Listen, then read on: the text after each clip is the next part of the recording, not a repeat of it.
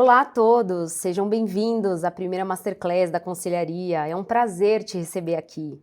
Eu sou a Thalita Nakano, fundadora da Conselharia, e nos últimos 11 anos eu tive a oportunidade de trabalhar em grandes empresas como a Amazon e o Google, mas no ano passado eu decidi criar um novo capítulo nessa história e fundar a Sociedade de Elite do CLT. E o meu objetivo aqui ele é bem ousado, tá? Eu quero formar a próxima geração de CLTs ricos. Isso mesmo que você ouviu. Eu sei que pode parecer impossível, mas eu vou provar para você ao longo dessa Masterclass e me acompanhando nas redes que é apenas improvável. E eu quero começar essa Masterclass contando para vocês primeiro por que eu decidi falar a respeito do banco de histórias. E eu quero começar com uma pergunta bem simples aqui. Vocês acreditam em milagres? Pois bem, eu vou falar para vocês que eu não acreditava até que um deles aconteceu comigo. Esse milagre foi muito especial na minha vida, e aí eu quero contar para vocês sobre quando eu entrei no Google. Poucas pessoas sabem que eu passei por 2 processos de entrevista no Google, e eu não passei no primeiro processo. De maneira bem resumida, porque eu vou poupá-los dos detalhes, eu tinha uma entrevista marcada numa segunda-feira, e aí eu terminei o meu noivado no sábado. Mas eu podia ter ligado para a entrevistadora americana, né, e falado, olha, eu tive, algum imprevisto pessoal, mas não. Eu quis manter a entrevista, quis confiar demais na minha experiência, na minha expertise, afinal eu já tinha feito entrevistas, né, na Amazon, e resolvi manter a entrevista. E aí imaginem vocês o que aconteceu naquela segunda-feira. Foi um desastre, né? Porque eu saí da entrevista com uma única certeza, a de que, claro, eu não tinha passado, porque já é difícil a gente fazer uma entrevista em português, imaginem vocês fazer uma entrevista em inglês, né? E, óbvio, alguns dias depois recebi a notícia oficial, né, do entrevistador falando que eu não tinha passado pelo processo e eu fiquei amargurada, né? Eu fiquei, assim, me senti muito fracassada, incompetente, né? Fiquei remoendo aquilo por meses, até que, em alguns meses, esse milagre aconteceu. E eu recebi uma nova oportunidade de participar, né, de um novo processo seletivo do Google. E aí, óbvio, que quando eu recebi essa notícia, eu pensei comigo, jamais, eu não vou desperdiçar de maneira alguma, né? Então fui lá, me preparei para a entrevista, mas essa história vocês já sabem, porque vocês já estão sabendo que fiquei há 8 anos, né, no Google. Então, o que eu queria trazer aqui para vocês nessa aula inaugural é que vocês não fossem a Thalita da primeira entrevista, que vocês fossem a Thalita da segunda entrevista. Então, o meu objetivo aqui hoje é ajudar todos vocês a estruturar melhor as histórias profissionais que vocês têm, selecionar as melhores histórias, né, contar as melhores histórias e, quem sabe, te aproximar daquele sim tão desejado da contratação para aquela vaga que você tanto sonhou. Tá bom? Mas antes, gente, eu queria fazer um pedido para vocês, né? Eu comecei aqui falando já, eu queria pedir para vocês deixarem, compartilharem aqui comigo no chat se vocês já são CLTs, se vocês estão empreendendo, da onde, né? De qual cidade vocês estão acessando aqui essa nossa Masterclass. Eu quero conhecer um pouquinho porque eu tô aqui acompanhando tudo de pertinho, tá bom? E aí, gente, eu quero também fazer mais um pedido para vocês, tá? Que é o seguinte, eu quero que vocês peguem um caderno, sim, tá? Porque a gente vai falar de método, tem várias coisas legais que vocês vão poder anotar e memorizar, tá? E agora a gente pode estar pronto para seguir para essa nossa fase, que é começar efetivamente a nossa aula, tá? Eu quero que vocês imaginem a seguinte situação. Imagina que vocês conseguiram participar, né, enfim, a confirmação para participar de uma entrevista, e aí vocês chegaram lá para a entrevista, apresentáveis, todos carismáticos, têm um bom histórico profissional, e aí você faz a entrevista e em alguns dias você recebe a notícia de que você não passou por esse processo. Como eu já falei para vocês, eu já sei bem, já posso imaginar o que vocês estão sentindo, né? Mas calma, gente, que de fato a gente não pode mudar o passado, mas essa aula que eu preparei para vocês é para trazer um futuro diferente para vocês, tá? Eu quero trazer informações muito relevantes aqui, valiosas, sob a perspectiva de alguém que fez centenas de entrevistas e que viu muitas pessoas falharem, tá? E as pessoas, gente, elas não falham por falta de competência técnica ou por histórico profissional, tá? Elas falham porque elas confiam demais na performance que elas vão ter no dia da entrevista. E só que elas esquecem de uma coisa super importante, que é a seguinte: a oportunidade vai encontrar quem tiver melhor preparado. Então, quando você vai para uma entrevista, o seu modelo mental tem que ser o seguinte: você muito provavelmente está competindo com dezenas ou, dependendo da vaga, até centenas de pessoas, né? Então, o pano de fundo de uma entrevista, né, o contexto dela é o nervosismo. E a gente precisa ajudar a nossa mente a se acalmar para que a gente possa lembrar de tudo que a gente precisa e para performar também de acordo com o que a gente precisa, né? E muitas das vezes, assim, eu percebia que as pessoas chegavam para as entrevistas nervosas, elas tinham acabado, por exemplo, de sair de uma outra entrevista, e aí ou saíram tristes, né? Então, faltava um pouco de preparação para elas, para um momento tão crucial e que elas desejaram, né? Por isso que eu sempre recomendo que quando você for participar, por exemplo, de uma entrevista online, que você esteja ali conectada, né, no seu espaço, num espaço mais privado, mais livre de ruídos, pelo menos uns 10 minutos antes da reunião, tá? E se for uma entrevista presencial, pelo menos 20 a 30 minutos. Por quê? Eu quero ensinar para vocês um exercício que ele é extremamente simples, poderosíssimo. Ele é um pouco subvalorizado, tá? Mas ele é altamente potente, que é o da respiração. Eu não sei se vocês sabem, mas o nosso sistema nervoso autônomo, ele é dividido em dois sistemas, né? O simpático e o parasimpático. O sistema simpático, gente, ele é responsável pelo estado de luta, né? De fuga. E o parasimpático é quando a gente está mais relaxado. Então, quando você vai para uma entrevista, você tem que lidar com uma série de incertezas, né? Você não sabe quem é a pessoa que vai estar do outro lado, qual é o humor que ela tá, que pergunta vai fazer, né? Então, dentro do seu cérebro, como ele não consegue entender o que é realidade e fantasia, ele ativa automaticamente o seu modo simpático, né? O seu sistema simpático. E é por isso que você começa a ver que o seu sangue está circulando mais, você começa a ficar, acelera, né, as batidas do coração. Então, quando você faz o exercício da respiração, o seu cérebro começa a enviar informações para o seu coração para diminuir o ritmo, né, da circulação, e aí para dizer o seguinte também para ele: olha, fica tranquilo que você não está mais na savana e que nenhum predador vai te engolir. Tá? Então, esse exercício da respiração, ele é bem simples e eu recomendo sempre que vocês façam antes de vocês, seja assim, participar de uma entrevista ou até para uma reunião difícil também funciona muito, né? Porque ele te ajuda a voltar para o centro, tá? Mas agora a gente vai começar de fato a nossa aula. Até aqui foi só uma introdução. E eu quero dar mais contexto para vocês sobre os processos dessas grandes empresas, né? Os processos de entrevista dessas grandes empresas. Porque, normalmente, gente, eles estão focados em perguntas situacionais ou comportamentais. Então, a pessoa que está te entrevistando, ela vai te dar um cenário e, diante desse cenário, ela quer entender como é que é a sua linha de raciocínio, né? Qual é o seu modelo mental? Como é que você pensa a respeito das coisas? E aí, eu acho que vem um primeiro grande erro que as pessoas cometem quando elas estão fazendo as entrevistas, né? Porque o entrevistador começa a fazer perguntas, as pessoas não anotam, elas simplesmente começam a entrevista confiando na memória.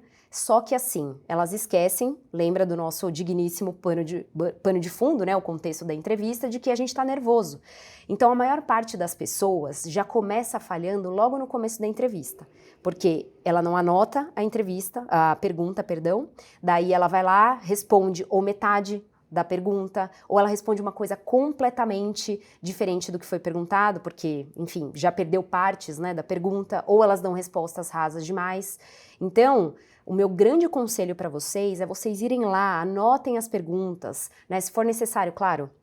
Vão perguntar para o entrevistador. Uma outra dica super importante para dar para vocês, né, é saber quanto tempo vocês têm para responder cada pergunta, para vocês se programarem mentalmente com as respostas, tá?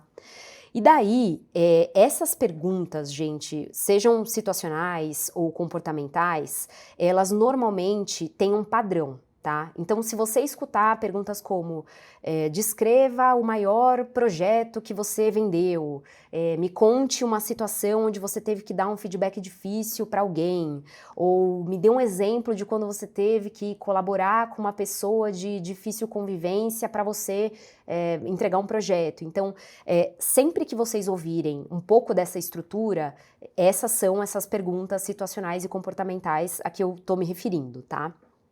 E aqui é que eu acho que reside o grande segredo das pessoas que se saem muito bem nos processos de entrevista. Porque essas pessoas, gente, elas contam histórias.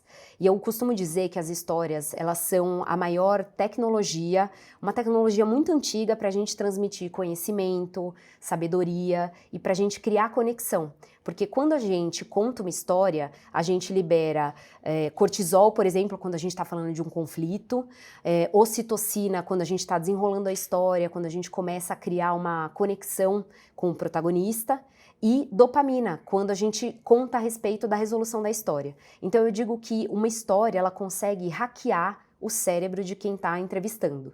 Só que não adianta você ter uma história só. Você precisa ter, no mínimo, por isso que vocês estão aqui, um banco de histórias para vocês selecionarem as melhores no momento certo. E tem mais, né, gente? Assim, contar uma história exige metodologia. E aí, essa é uma parte, um momento muito crucial da entrevista, porque a sua experiência sem uma história, sem narrativa, ela não vale de absolutamente nada. Então é por isso que eu também decidi trazer esse ponto como um ponto central para todas as entrevistas e como um grande diferencial das pessoas que performam super bem. Mas eu quero compartilhar então, seguindo agora para o nosso método, porque eu tenho certeza que vocês, pelo menos o acrônimo, vocês não vão esquecer.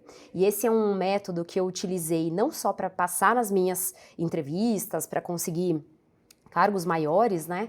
Mas para também ajudar os meus mentoreados a passar por esses processos mais complexos de entrevistas. E o nome do método é o RICA. E agora eu vou mostrar um pouquinho para vocês como é que ele funciona. Então vamos lá, gente, o método RICA para apresentar para vocês. O R, ele significa resultados, e aqui a gente vai falar sobre impacto, sobre as transformações. Nossa, gente, me desculpem aí a letra aqui, vocês que estão assistindo. A gente vai falar sobre as mudanças do exemplo, né, que vocês estão trazendo. O I, ele vem de início, e aqui é o contexto. Então, nessa hora, vocês vão falar sobre qual foi o desafio, né, que vocês estão trazendo, ou o problema.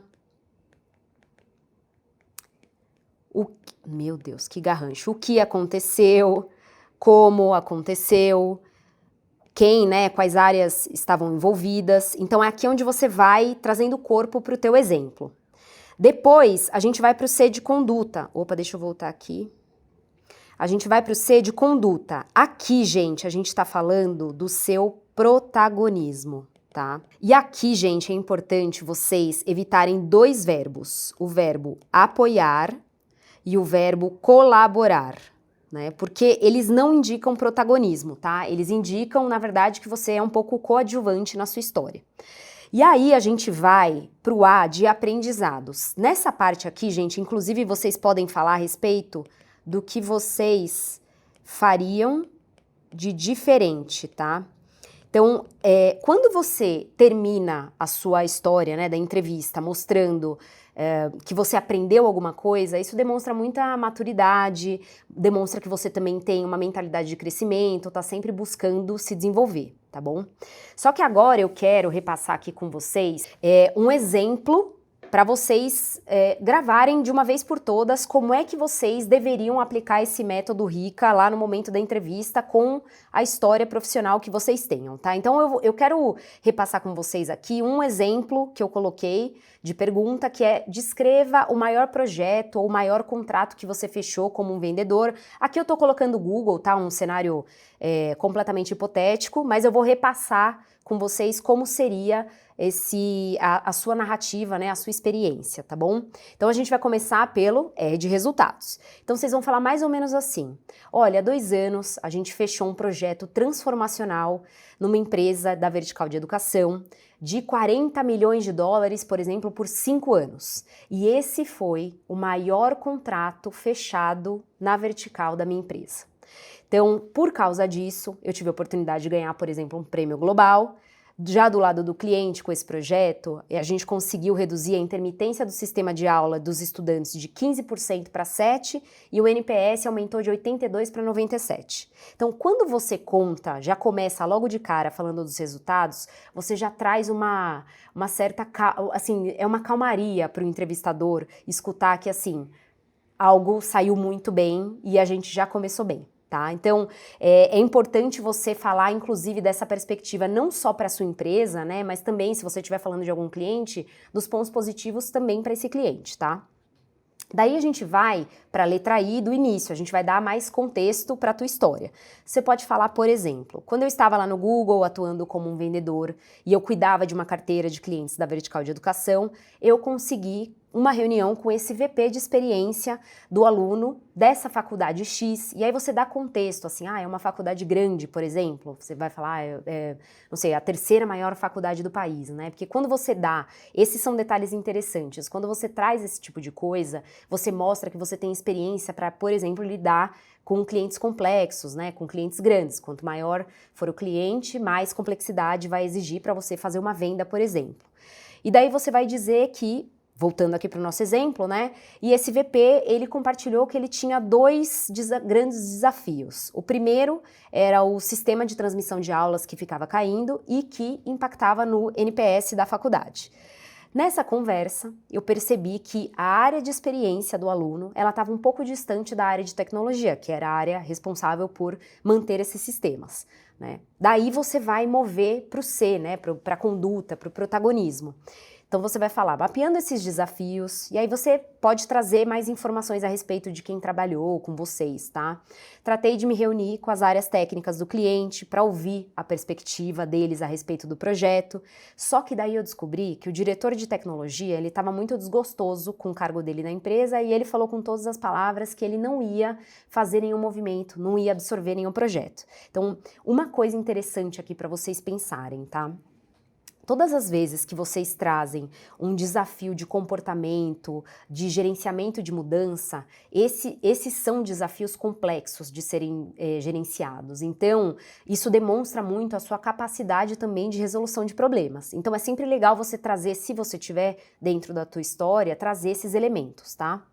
E daí você vai começar a discorrer com mais detalhes sobre o que você fez. Então você vai falar, eu propus que a gente começasse mapeando como era o ambiente técnico do cliente, eu coloquei à disposição um engenheiro do Google para trabalhar com ele, treinei o time de tecnologia, porque você entendeu, né, no caso você vai falar, porque eu entendi que o desafio não era só sistêmico, o desafio era também comportamental. E aí, em 2 meses, a gente avançou em tais frentes, é aqui que você começa a, de fato, compartilhar quais foram as coisas que você executou e você conseguiu melhorar em tais coisas. Inclusive, olha uma coisa legal de você também falar, a gente mapeou 2 patrocinadores do projeto dentro do time desse diretor, que não queria nada, né, que nos ajudou a seguir muito rapidamente. Com 8 meses, nós entregamos o projeto, a gente implementou um novo sistema e a gente chegou aos resultados que eu comentei com você, né, entrevistador, a respeito do NPS e da intermitência do sistema que foi reduzido drasticamente. Aí, assim, vocês têm que dar mais ou menos uma mapeada, viu, gente, em quanto tempo vocês estão levando para compartilhar tudo isso. Eu sempre recomendo que toda história que você for trazer, né, compartilhar para o entrevistador, você fale a respeito dos aprendizados, porque essa é uma hora muito crucial. Então, uma coisa que você pode compartilhar, né? Olha, o que eu achei interessante nesse projeto foram XYZ, e se eu tivesse a oportunidade hoje de fazer tudo de novo, olha que coisa interessante, eu teria investido mais tempo em identificar quem eram os bloqueadores do projeto, porque essas pessoas me deram mais trabalho para conseguir avançar com o plano de ação. Então, Esse é um exemplo bem descritivo aqui para vocês, depois eu posso compartilhar a estrutura, mas esse é um exemplo bem descritivo para você compartilhar se você estiver, por exemplo, se você estiver falando a respeito de um projeto de vendas, tá? Só que agora eu quero trazer um outro exemplo para você a respeito quando você tem perguntas que envolvem conflitos, que essa também é ela é desafiadora, né, você responder esse tipo de pergunta. Então eu quero revisar com vocês uma ideia para responder sobre o exemplo de quando você precisou colaborar com uma pessoa de difícil convivência para atingir um determinado objetivo. Então tem uma coisa que é importante para vocês sempre pensarem, que é o seguinte: quando a pergunta é sobre conflito, o entrevistador, ele já está esperando assim uma narrativa longa, né? Uma história arrastada, muito problema. E aí, quando você começa com o método RICA, quando você traz os resultados logo de cara, você já dá uma relaxada no entrevistador, porque ele sabe que a história vai terminar bem. Por isso que eu sempre recomendo começar por ele, tá? Então vamos lá para a gente revisar um modelo de resposta, um exemplo para vocês terem na cabeça, tá? Nós entregamos o projeto, daí vocês vão falar o nome X do projeto, dentro do prazo, com 100% de conformidade, o que garantiu, por exemplo, uma retenção de 95% dos clientes dentro do trimestre, superando a nossa meta de 10%, por exemplo. Daí vocês vão para o início, né, para o contexto. Lembrem-se de sempre apresentar o conflito de uma forma bem profissional, né? Não vai ficar destacando que a pessoa é difícil, que os comportamentos dela são difíceis, né? A gente precisa ficar mais isento. Então você pode dizer, olha, isso aqui aconteceu quando eu estava trabalhando na empresa X, eu estava precisando implementar um novo processo que dependia muito de uma mudança de aplicações do diretor de tecnologia. Ele tinha um perfil extremamente analítico, centralizador, resistente a mudanças, e aí isso acabou gerando uma série de gargalos nas entregas que a gente tinha para esse projeto. Daí você vai migrar para o C de conduta, né? Você vai falar o que você fez a respeito. Daí você vai falar, minha conduta foi mudar a abordagem. Em vez de debater, por exemplo, por e-mail, eu resolvi marcar reuniões individuais, mudei a minha comunicação para se adaptar ao estilo dele, né? Então, se você souber qual é o seu estilo de comunicação, eu acho que é legal você trazer aqui também. Apresentei dados, claro, sobre o impacto para o cliente final e pedi a opinião dele sobre como a gente poderia construir não só processos, mas aplicações de maneira conjunta, estabeleci um canal de feedback e aí você vai compartilhando com o entrevistador sobre coisas que vocês de fato executaram, tá? E aí você vai fechar, que essa para mim é a cereja do bolo, com o aprendizado. Né? Então, uma coisa aqui que é muito importante, gente, é vocês pensarem no que ficou de lição para você, tá? Não para as outras pessoas. Então você vai falar, olha, o grande aprendizado para mim foi entender, por exemplo, que pessoas difíceis possuem, às vezes, só um estilo de comunicação diferente ou elas têm algumas inseguranças com relação ao impacto do que a gente está propondo no trabalho. Por isso, eu aprendi a desarmar o lado emocional da pessoa e focar estritamente nos dados e nos objetivos de negócio. Tá? Então pronto, gente. Aqui eu entreguei para vocês um método que eu recomendo muito que vocês possam utilizar para reescrever as histórias profissionais de vocês.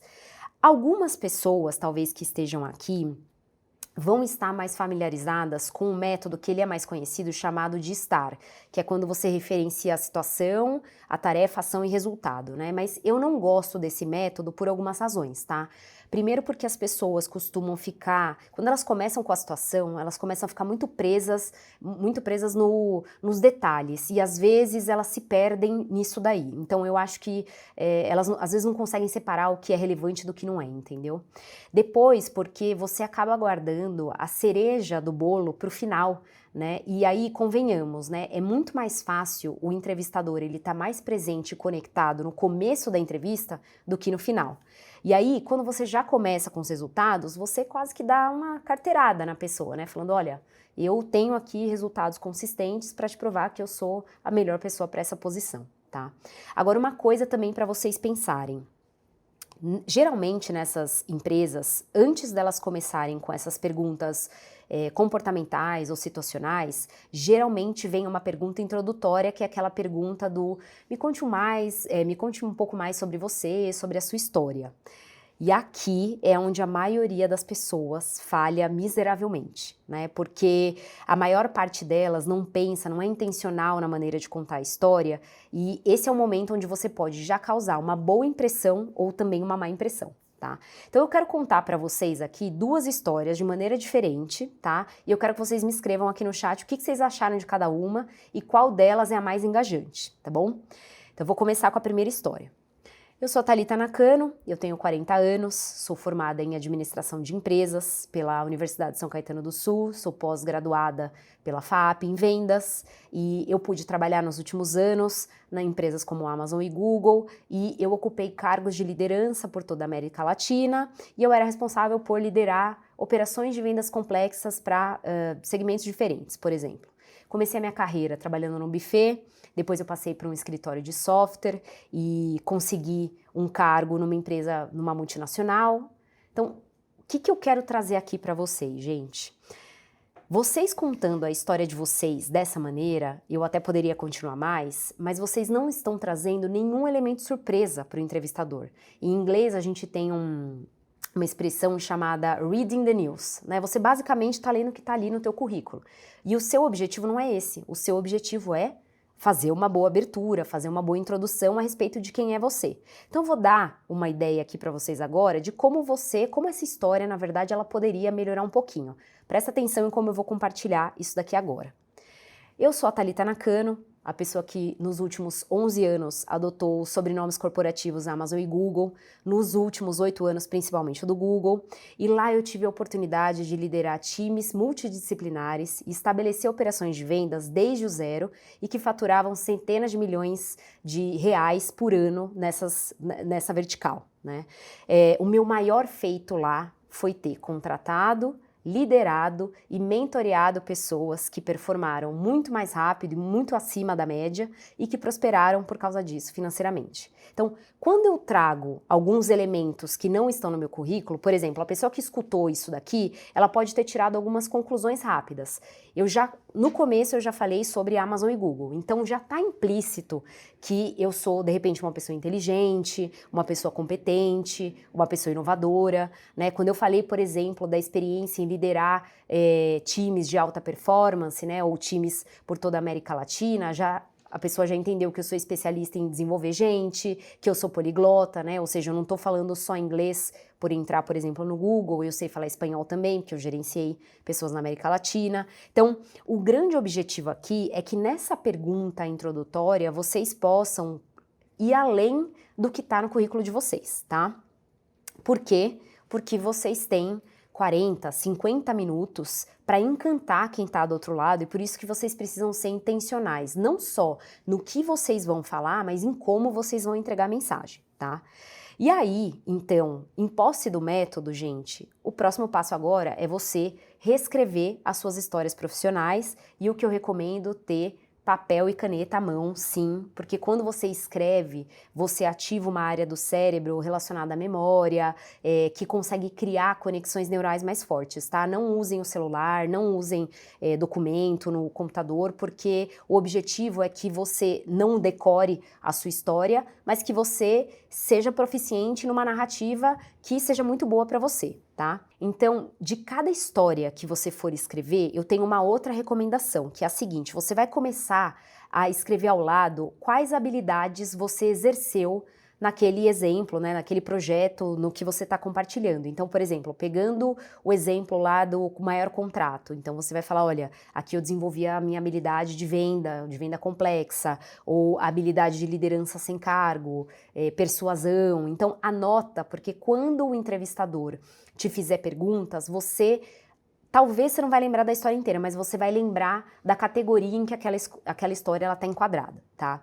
E aí depois, gente, disso, vocês precisam partir para o treino, não tem jeito, tá? Precisa treinar. Então vocês vão pegar lá um celular, vão se gravar falando, idealmente vocês vão gravar até aqui, para você entender, por exemplo, a sua postura, como você está gesticulando na frente da câmera e revisar também isso, porque a comunicação verbal é importante, mas a não verbal também é, tá? E aí tem uma coisa muito legal e importante aqui também para falar para vocês, que é o seguinte, gente: entrevista não é sobre espontaneidade. Não é sobre autenticidade, é sobre fluência. Então, qual é um grande erro que as pessoas cometem, né, ao longo desse processo de entrevista? Elas deixam para se preparar um dia antes. E aí, é por isso que a gente está dando todas essas dicas, né, para vocês não deixarem isso acontecer de última hora, tá? E tem uma outra coisa também legal, porque o treino, ele te ajuda a não ser prolixo, né? Então, às vezes a gente fica muito preso em ficar compartilhando detalhes que não vão agregar nada na história, tá? Daí, um outro conselho também muito legal para dar para vocês. Não esqueçam de trazer entonação, entusiasmo, né, empolgação para contar as histórias de vocês, porque emoção, gente, é contagiante. Eu não sei se vocês sabem, mas a gente tem os nossos neurônios espelho e eles replicam as emoções, né, basicamente o estado emocional da pessoa que está à nossa frente. Então você tem a oportunidade de ser cativante desde o começo da sua entrevista. E óbvio, não estou falando para você gesticular muito, não estou falando para você sair e ficar dando risada. O que eu estou falando é para você usar o seu olhar, né, o seu tom de voz para contar suas melhores histórias de uma maneira muito entusiasmada, porque isso com certeza vai ajudar o entrevistador a ter ele vai entender a mensagem que você quer passar, tá? Daí a gente vai, gente, eu quero seguir com esse processo aqui, porque a gente vai para um outro erro muito grande que as pessoas cometem nesses processos, que é não selecionar as melhores histórias. Então, assim, vocês vão falar, Thalita, ok, entendi, eu já tenho um método para reescrever e estruturar as minhas histórias, mas vamos supor que eu tenha, não sei, 3 grandes histórias. Qual delas eu vou selecionar para contar? E essa é algo também crucial aqui para vocês, tá? O maior erro, gente, que as pessoas, aliás, alguns, né, dos maiores erros que as pessoas cometem, vou dar um exemplo, a gente pergunta sobre venda e a pessoa vai lá e fala sobre atendimento ao cliente. A gente pergunta sobre venda e a pessoa conta, por exemplo, um exemplo que ela nem fechou a venda. Olha que absurdo, mas isso acontece muito, tá? Então, a minha recomendação para vocês é que vocês possam selecionar a história de vocês baseada em 2 critérios, basicamente, tá? O primeiro é impacto. Então, vocês têm que lembrar que uma empresa, ela fala 3 línguas. Ela fala a língua do lucro, a da eficiência operacional e da mitigação de risco. Então, vocês vão escolher, por exemplo, histórias que referenciam a sua maior venda, a maior economia que você trouxe para a empresa, de um problema, de repente, que você evitou a empresa ter e economizou milhões, tá? E aí, o segundo critério que vocês vão utilizar é o critério da maior complexidade, porque aí a gente já comentou um pouquinho no passado, né? Todas as vezes que a gente traz esse tema da complexidade, isso diz muito sobre a sua capacidade de resolução de problemas, e hoje o que as empresas mais precisam, gente, é de um perfil nexialista, né? Então, no mundo a gente tem 3 perfis. O especialista, onde ele conhece muito sobre uma coisa, o generalista, onde ele conhece muito sobre pouco sobre algumas coisas, e o nexialista, que é aquela pessoa que sabe sair do ponto A para o ponto B. Ele vai fazer alguma coisa para chegar nesse ponto B, tá? Então, o meu objetivo aqui, gente, com essa aula, é que vocês possam não só estruturar as melhores histórias de vocês, né, mas que vocês também possam selecionar as melhores e contar com esse objetivo de conseguir essa vaga tão desejada. Mas para quem está assistindo a Masterclass hoje, eu também, antes da gente seguir para o nosso fechamento, eu quero trazer algo especial. Eu quero que você selecione uma pergunta de uma entrevista que você tenha tido, uma pergunta difícil, ou até você olha aqui nessas perguntas que eu sugeri também para vocês, vocês vão reescrever a história de vocês. Aí vocês vão lá no meu Instagram, Thalita M. Nakano, e vocês vão colar a resposta, pergunta e resposta para mim, e eu vou devolver com um feedback super personalizado para vocês, falando o que tá legal, coisas diferentes que vocês poderiam fazer, dados para vocês acrescentarem, tá bom? E agora a gente vai para essa parte chata, que é chegar do fim dessa nossa aula.